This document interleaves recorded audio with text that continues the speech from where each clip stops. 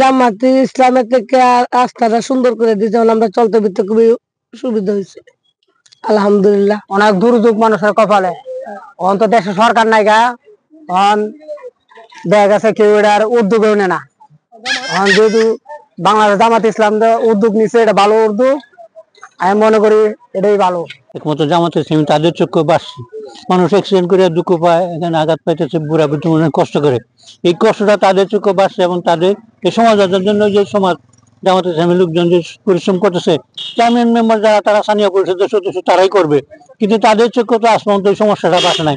মানুষ যে কষ্ট করতেছে, এখানে গাড়ি উল্টে যায় মানুষ, তাদের চোখে বাসে নাই। একমাত্র এই জামাত ইসলামী লোকজন, রাজনৈতিক দল, তাদের চোখে সমস্যাটা বাড়ছে। রাস্তা বাংলাদেশের আমরা ঠিক মতন গাড়ি চালাই পারি না, জামাতের পক্ষ থেকে রাস্তাটা করতেছে, এটা সবার লেগে ভালো হইবে। আগে বাংলাদেশরা আসিল গাড়ি এমনি খাইতে হইতো, এমনি খাইতে হইতো, অনেক গাড়ি ফাল পাতো, অনেক গাড়ি ঠিক মতনে যাইতেছে। দীর্ঘদিন যাবত আমাদের এই রাস্তাটা সংস্কারের অভাবে বড় বড় গর্ত হয়ে যাওয়ার কারণে মানুষ চলাচলের একেবারেই অনুপযোগী হয়ে পড়েছিল এবং বিভিন্ন সময় এই গর্তের মধ্যে পড়ে বিভিন্ন দুর্ঘটনা ইতিমধ্যেই ঘটেছে, অনেকে আহত হয়েছে। আমরা এই দুরবস্থা দেখলাম এবং এই এলাকার মানুষের একটা প্রাণের দাবি ছিল যে এই দুরবস্থাটা দূর করা।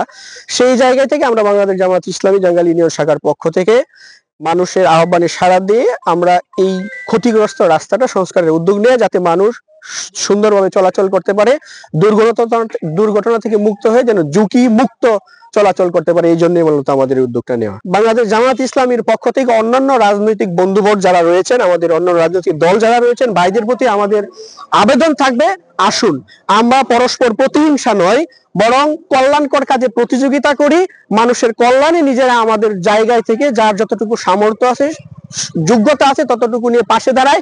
মানুষ আমাদেরকে, যারা ভালো কাজ করবে তাদেরকে বেছে নেবে, তাদের পাশে থাকবে, এটাই আমরা প্রত্যাশা করি।